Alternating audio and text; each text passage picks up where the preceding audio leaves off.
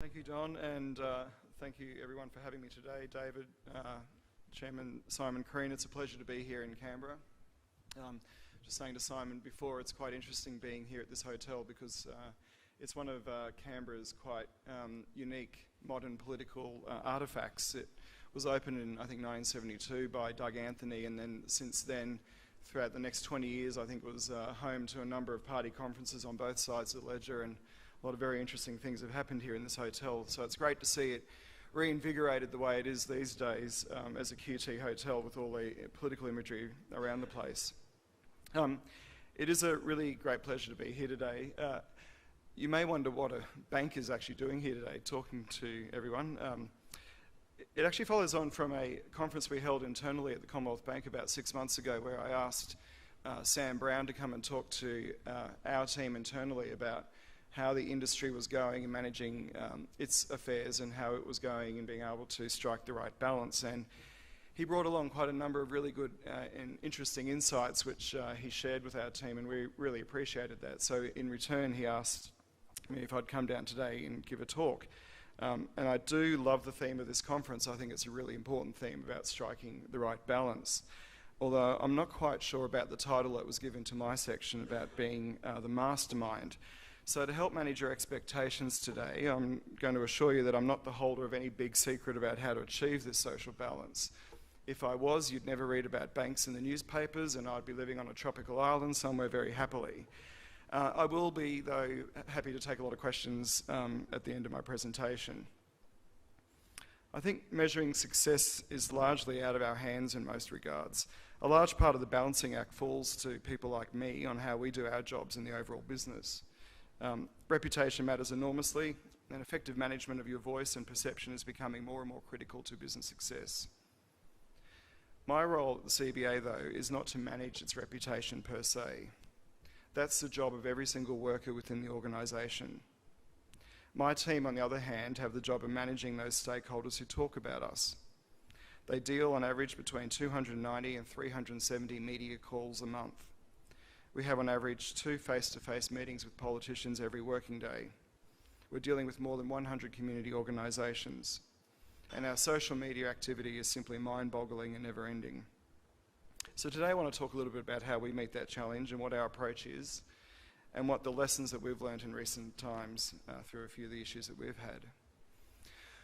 While we probably couldn't find two industries more different in their nature than banking and the live export trade, we both do share a very similar world of scrutiny, regulation, critics, and what can often feel like very few friends, especially in this town, Canberra. Now, I just want to test everybody's age in the room. I think we might just I've got a short video I just want to play and see if people can remember this.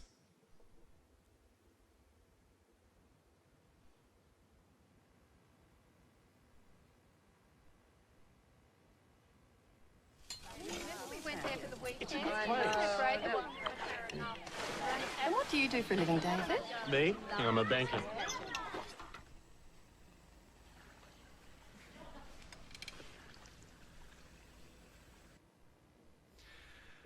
So that ad was by St George Bank back in the 1990s, and I love the moment where the dog stops and the kids stop playing in the pool. It worked very well for St George back then. They were then a small bank largely based in New South Wales. What they were doing was positioning themselves against the broader perception of the industry, and that is the uncomfortable truth for us is that people don't like their banks. Actually, there's a long list of things that people don't like. They don't like their banks, they don't like supermarkets, they don't like petrol companies, they don't like insurers, they don't like telcos, they don't like unions. The list goes on and on. Banks fall into the grudge category of life. Everyone needs one, and you've got no choice. They're generally big and bureaucratic businesses, which make way too much money and pay executive people way too much salary. They also don't like too much the people that talk about banks. They don't like our CEOs, they don't like the media, and they don't like politicians. So we're starting from a very strong, entrenched position of distrust, dislike, and cynicism. This is despite a litany of facts about our business which can construct a very different picture. We know our customers are overall quite satisfied with their service and support. They very much like the technology, the apps, the convenience of our products like credit cards. Since 2006, we've been measuring our customer satisfaction via Roy Morgan, and we've seen the Commonwealth Bank climb from a terrible fourth place of 64% satisfaction to satisfaction levels now sitting at the top of the Big Four at 82%. We've come through a period of the global financial crisis as a strong and stable institution. We never had to call upon the government guarantee, nor have we had mass staff retrenchments, amalgamations, or any other big bad things that have happened to banks overseas. But these are facts. And facts matter little when the debate is emotional. So now what we're seeking to do is balance the debate. We're seeking to craft the emotional story that balances the debate between emotion and facts, effectively striking that right balance we need to get regulation, accountability, and profitability right.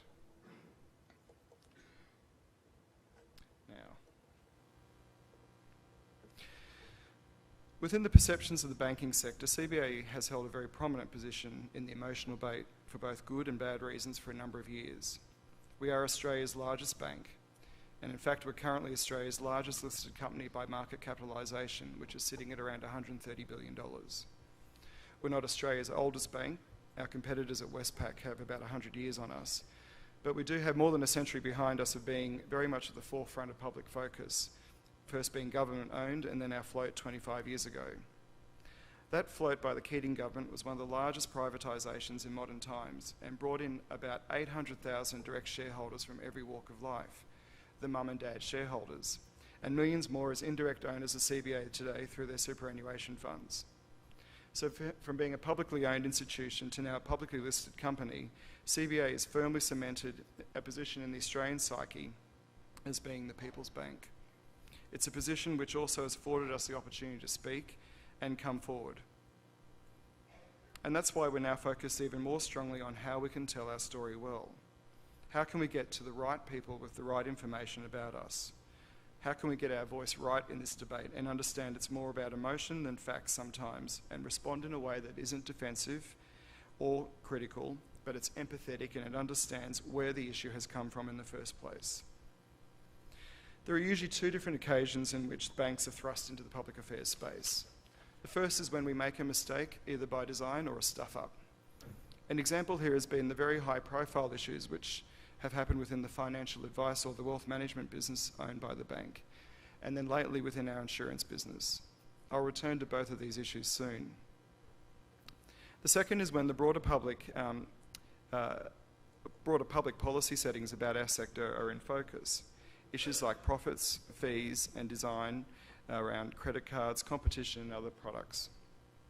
On both occasions in the past, we've been often too slow to accept that where we were wrong, we've not put things right. We were not listening carefully enough to our stakeholders to understand their concerns. Sometimes our silence was driven by our internal desire to understand what had happened and to fix things quickly. But that silence also gets interpreted as arrogance. When the noise and the emotion around the first and the second start to converge into one, that's when the politicians start to respond. Politics has always been a 99% lag sport, and legislation is often a rear vision instrument.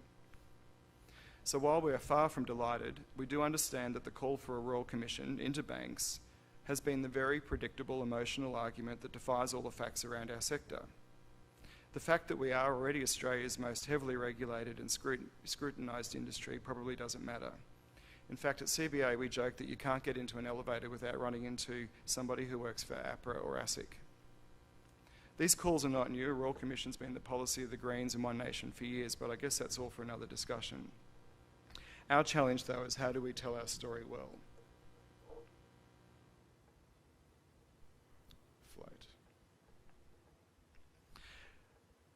So I want to share with you some of the focus that we've now sought to bring into telling our story well. And we started this year in our full year results by testing a new approach with a very small group of our stakeholders. For many years, we've disclosed the facts about our business in a very dense and hard to read investor pack. And perhaps we've not done a very good job of explaining what it all means. Usually all you read about is the headline figure, and that is record-breaking profits. Of course we bank record profits. We are Australia's largest company, and everybody wants a profitable bank. You don't want unprofitable banks. But in August we started to unpack some of these figures and we started to test and learn a new approach. We launched a digital platform called Strong and Stable, which I've got a short video just to demonstrate. It's a little bit hard to show live. It goes for about 40 seconds, but what I want to explain about this is that this has been designed to get out of the investor pack and create a tool which is digital, can be used on any type of mobile device, and starts to go through some of the key facts and figures about our business. It seeks to explain what our business is all about. What we've found is something quite incredible. When we share this with our people, they are very keen to be able to use this at the barbecues, to be able to get the conversation going again when the dog has stopped eating.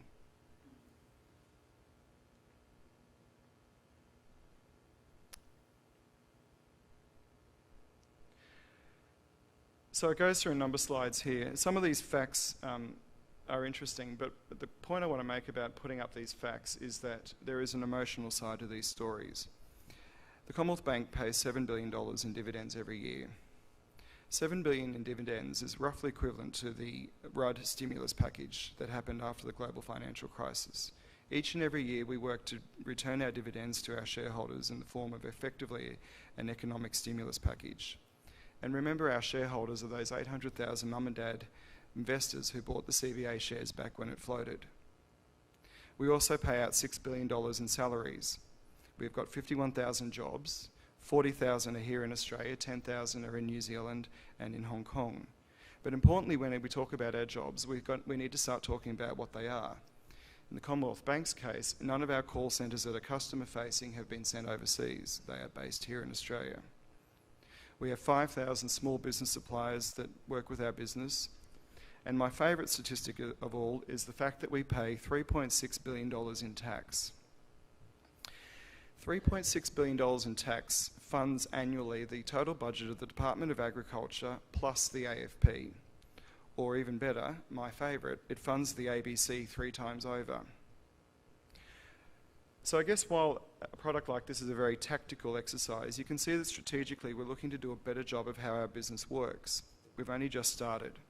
By sharing this with just our 50,000 employees, we've seen it be shared another 60,000 times on social media. All this helps in the process of a public policy debate.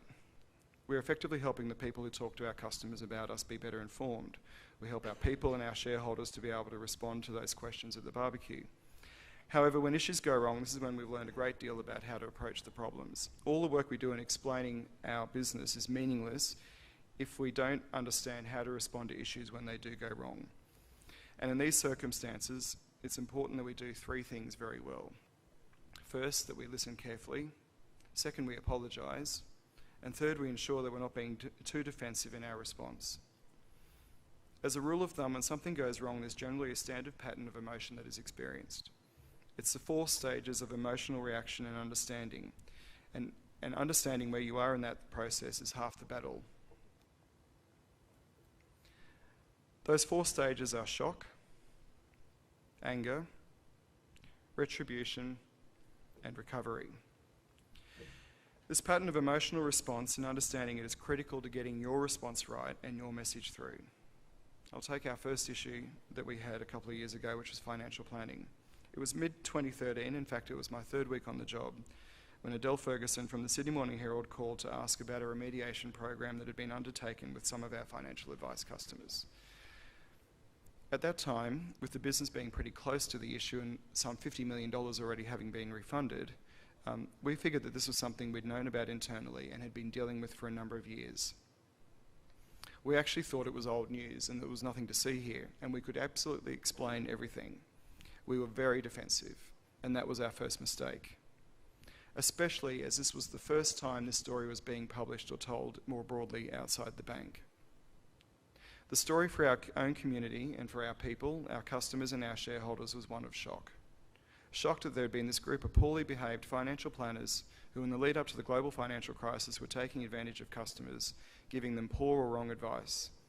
After the financial crisis, these advisors came to our attention and work had started to remove them and remediate the customers. But it was slow and it was difficult. Records were poor. So when the story was published, it came as a shock that CBA had let people down like this. When someone is in shock, they don't hear much. They certainly don't hear a long string of numbers and facts. The shock quickly turns to anger, and that's when our stakeholders become involved and take up the mantle, key of whom are politicians. A Senate inquiry was called, and after the usual theatre of a grilling in Canberra, a report was released that included a minority Labor recommendation for a Royal Commission. When people are angry, they look for someone to agree with their position. Step up Senator Sam Dastyari. Anger is fuelled and the initial response is not heard or is misunderstood. That's when retribution starts. Again, a mistake of ours was to establish the full remediation and review program for customers, but without giving the context of how fast it was going to work and when it would end. It is a comprehensive program, and it's got complete independent oversight.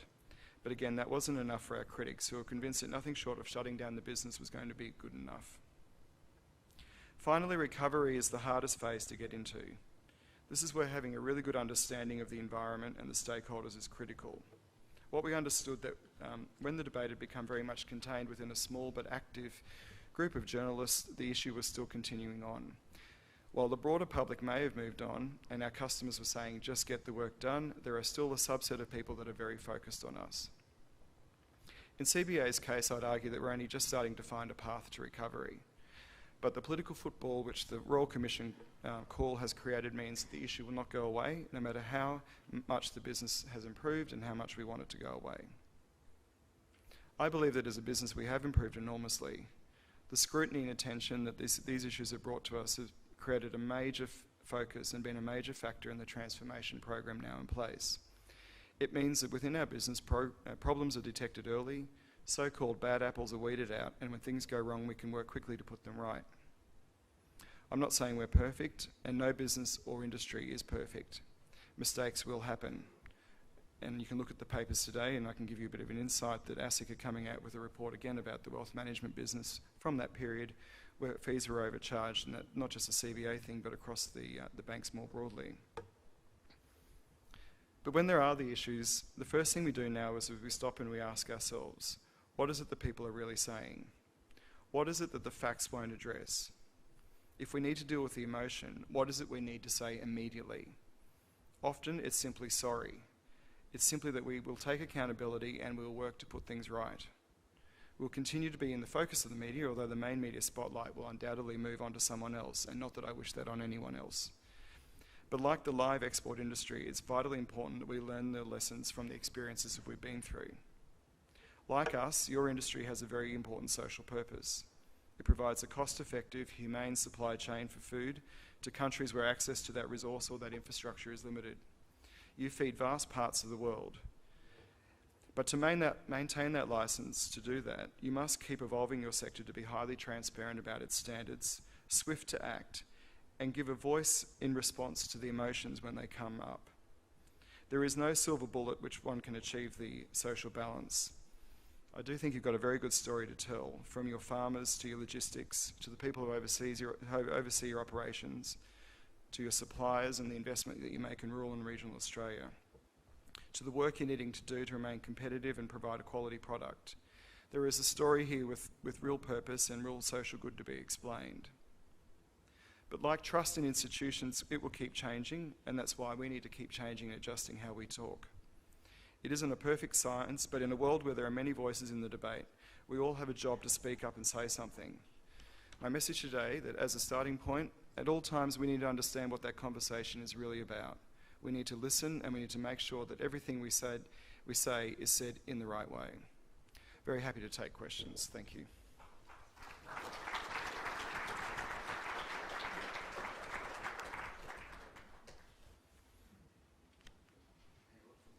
I can.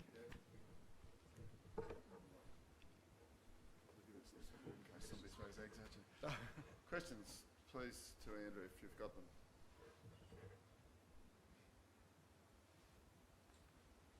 Alistair. Al, just hang on, just got a mic there. Andrew. Sorry. Do you have a crisis management team on call for Yes. any emergency? Yep. Yes, it's my team. No, we actually have a crisis management system within the bank. It's actually regulated by APRA as a prudential requirement of a bank, because at all times you need to be able to maintain a flow of the right communication in a circumstance that could range from systems being down through a worst case scenario of a run being on the bank. It is a very well developed and exercise system. We exercise it all the time, so we have drills all the time. People are very clear about their role and responsibility within that crisis management. We have people who are trained as the chairs, and an operating rhythm that gets kicked into place immediately something happens. I'll share with you, yesterday we had some payment systems that are down. At the moment, banks are becoming more and more important to day-to-day life because as society is going more and more cashless, that plastic card is becoming more and more critical. And when our payment systems go down, even briefly, people are stuck in car parks, they can't pay for their restaurant bill, and hotels, taxis and the like. So the world starts to melt down very quickly, and social media drives that very fast.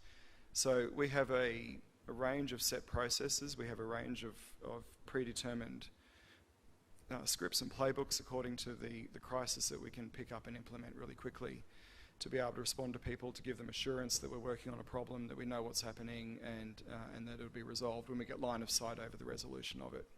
So it's a very well developed and well-oiled machine, which I think we're getting better and better at. It's something that's under constant review. The world of social media has dramatically changed that. A few years ago, you may see 2 or 3 comments on social media in an hour. If something goes wrong today within the banking system, you can see up to 100 comments within 5 minutes. And that means we need to put our skates on and get moving to be able to respond to people. Yeah. Just at the rear. Up the back.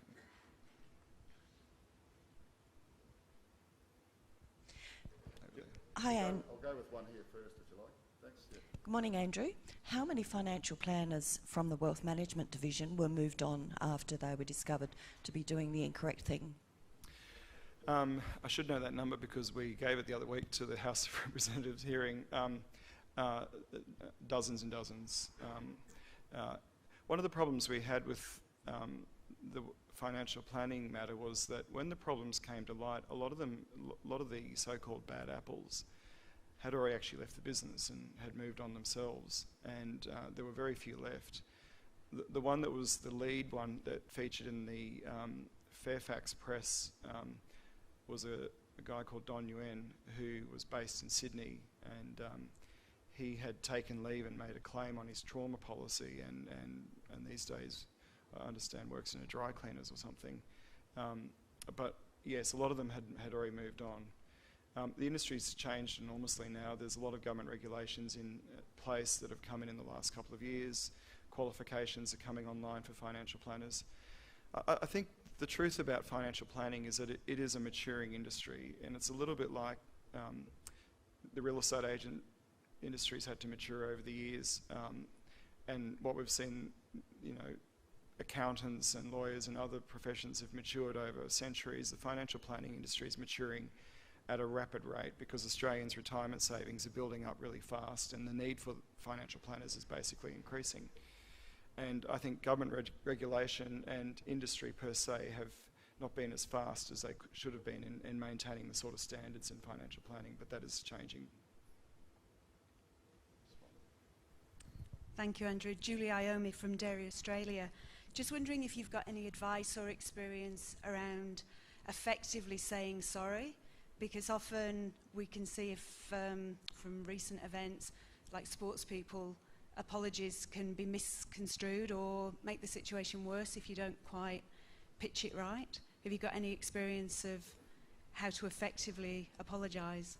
Well, I mean, the starting point, it needs to be authentic. And I think the biggest trick that the biggest mistake I see is when people write, "We are sorry." Accountability is the key, and behind saying sorry, people are looking for accountability. So I think the word "I am sorry" is really important.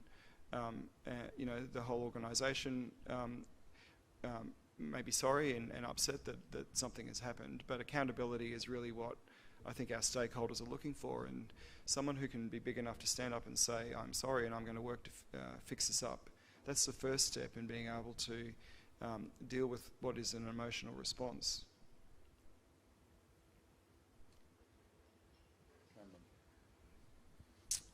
With our industry, we're often quite reactive rather than proactive because we try and stay under the radar, I suppose, where we all have a lot of good stories, but we're fearful of bringing it out because it brings attention back to an industry that's a bit on the nose. How does your bank deal with, are you focusing on proactive movements, or are you just trying to sit under the radar and be ready for reaction?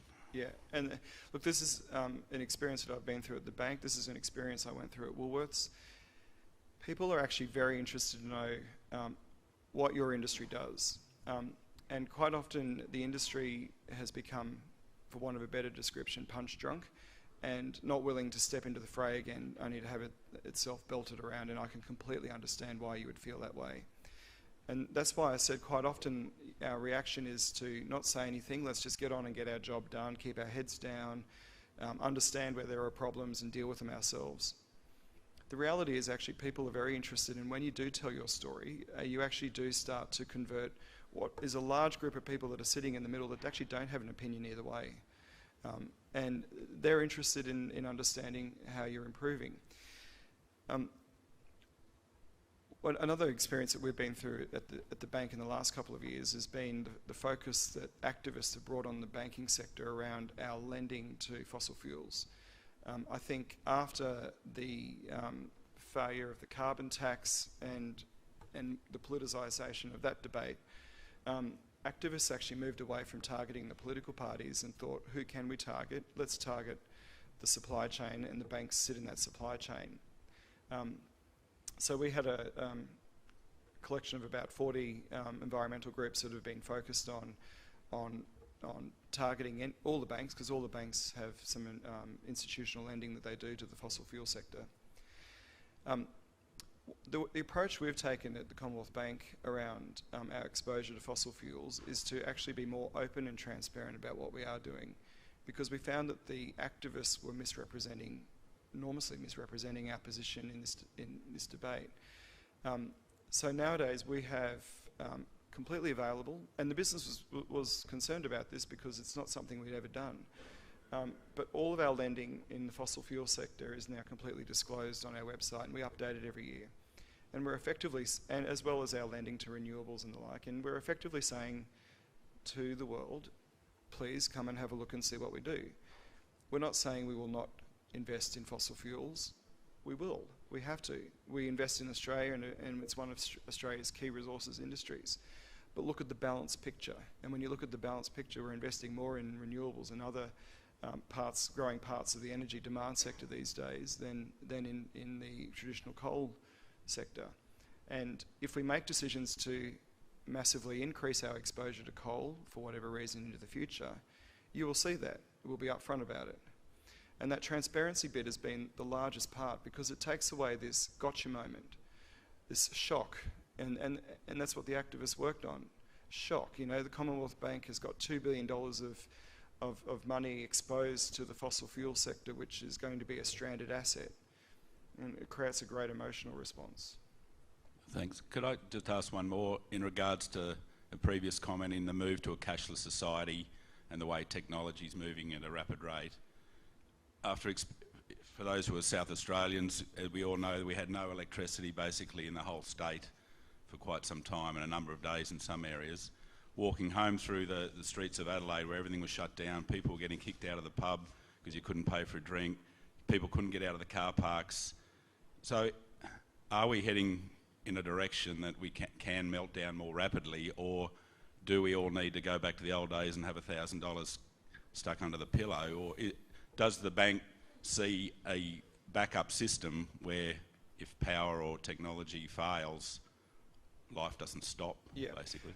Yeah, I think in the South Australian case, that is an example when a whole state goes out of electricity, there are a whole lot of issues that flow on from that. And you know, you see it in countries overseas like South Africa and the like, where they have brownouts and the rest. And I think in those circumstances, people then do start to adjust. I guess, you know, society is shaped by the way people are moving, and the demand and the innovation and the technology is driving a cashless economy. You know, I think there is a generation coming through now who just are used to not having cash, and we can't stop that. And it is a way of the future. Funnily enough, governments love that because it means that there is greater data and they can see exactly where money is moving and where it's not moving. I understand the Reserve Bank and the government are very worried at the moment about the production of $100 bills. Basically, the mint can't keep up with the demand for $100 bills, which suggests that there is a shadow economy happening in this country where a lot of money is being shifted in hard cash. So governments, and companies all are aligned in wanting to move to what is a far more secure and better system. But it is posing new challenges that I think we're only just starting to get our minds around. Power is one of them. It's the most fundamental. The bigger challenge is going to be data security and cyber security. It's one of the fastest growing areas of investment for the bank. Once upon a time, the Commonwealth Bank's strength was symbolised by, the big building in Martin Place with a huge big vault downstairs, that you closed, and behind it was all the cash and gold and everything.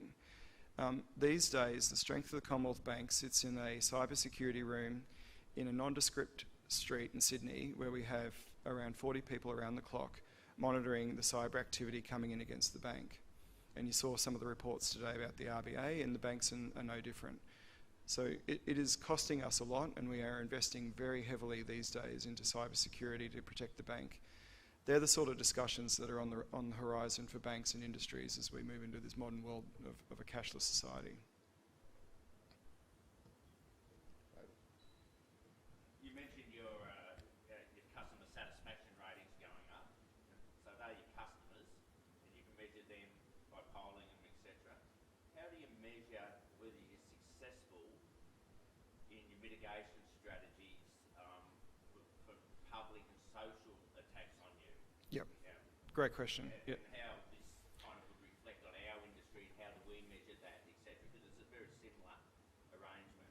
It is, and it's very subjective. So customer satisfaction has been a soft but hard measure, I guess, within the bank for a number of years, and we are going to go through this debate in the next short period of time, because we're adjusting our executive remuneration to take into account those more softer targets around people and community and the like. Customer satisfaction has been very effective in improving things like your service experience, and I'd be bold enough to say that these days, those stories you used to hear about waiting in long lines at bank branches and the like, most of those are a thing of the past. People are largely very satisfied with their transactional relationship with banks. The apps, the technology, the convenience, the wait times on call centres, all the rest of it have come right down because we've invested heavily in it. The question that we're turning our mind to now is, how do we measure trust? And that's what I was saying during the course of my speech, is that it's a very subjective measure. It's one that we can't just take a simple Roy Morgan type poll and do. You have to develop very deep relationships with your stakeholders and listen very carefully to what they're saying. And we know what customers are saying, and it's a familiar story. For me, it was a familiar story when I worked at Woolworths. People like their bank. They generally like their local branch, if they're still using it. They like the teller. They like the experience that they have. But if you ask them, do you like the Commonwealth Bank or do you like big banks, the answer will be going, not really, no. They're too big, they're too powerful. I think one of the things we need to turn the conversation back to is how we're shaped by the customer, and we've got to give them greater control. I think people don't like big institutions when they feel powerless and they don't have the control. And when we do things, make mistakes like the couple that I've talked about today, that's where we demonstrate that we've taken control out of people's hands and we've let them down. So measuring those trust factors is something that as a industry we're now very heavily focused on. I'd also quickly say that the industry has now come together in the last 6 months and developed up a 6-point action plan on a range of areas, including remuneration for our staff, a banking code of conduct, whistleblower activities, customer advocate work, and we've set some hard and fast targets to deliver on them. We've employed Ian McPhee, who was the Auditor General, to overlook them all. it's a very boring thing to say, and the average person in the street would probably shrug their shoulders and say, you should have done that a long time ago. But when it goes to that question around how do you build trust, it's when you stare into the things that you know for a long time have been the burr in the saddle and have been bringing down those levels of trust, and you get that collective line of thought around the industry that, hello, we need to actually work together and get these things off the agenda. That's when things start to happen. Up the back. I can handle. One more. All right, thanks, John. What's been the greatest catalyst for change? You know, you said the bank's gone through a lot of change. Has it been regulatory, or has it been driven by social pressure? And what resistance did you come up against internally within the industry, and how was that overcome? I think, in all honesty, the biggest catalyst of change comes from within our own people, because, you know, 50,000 people that come to work in the Commonwealth Bank every day don't come to work to do wrong. You know, and they want to believe that they're coming to work to do the right thing and have a bigger purpose in life. So where they read about, where they're at the barbecue, you know, and stopping conversation because they've announced that they're a banker, they don't want to do that. So there is a very strong push. You know, the question I get every day is, what else do we need to do, Andrew, to win back trust and the like? In banking, probably one of our greatest challenges is our greatest strength, and that is our risk management approach. Banks are very focused on risk at all times.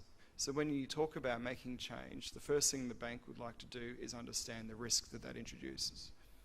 And when you can go through those processes, that can take a long time and can be frustrating. And for the external stakeholders, they sit back and they just ask the question, why don't you just change it? You know.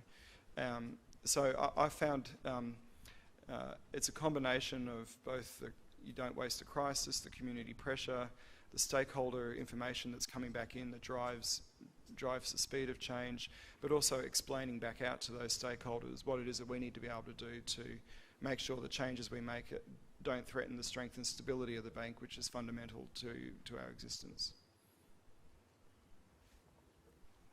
How are we going? More questions?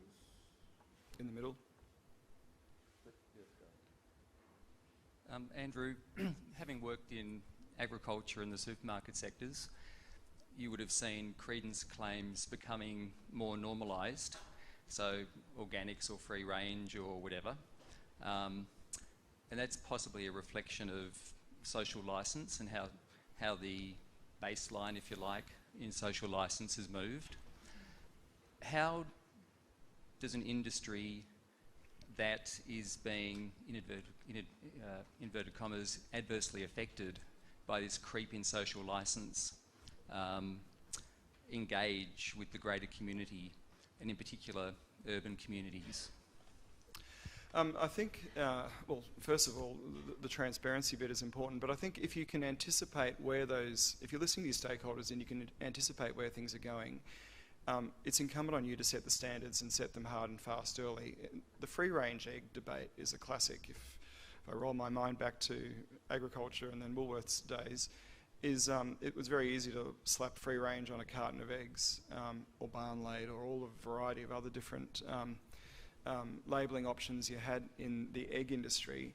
I think what the egg industry has had to do is itself sort out what are its actual standards, and then be open and transparent about them and set them rather than have them set for them, again, by parliaments and the like. I think industries that are able to anticipate and get ahead of that expectation and set the standards are the ones that are able to maintain the debate. Now, again, I've had experience where that's failed in a number of areas, and I would say we're only just starting to learn how to do that again in banking, and I hope we learn from that. So, any further questions?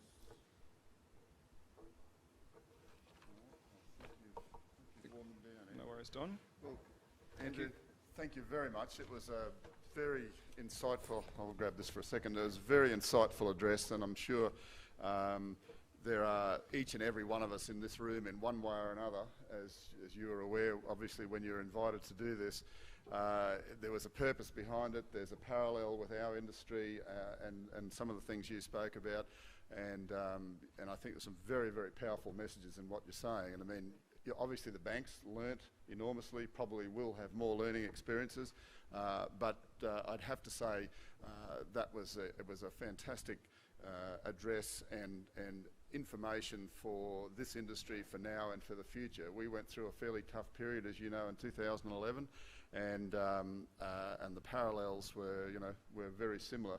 So I hope people have enjoyed Andrew's address, learnt something from it, and pick up and run with it in the future. Thank you very much, Andrew.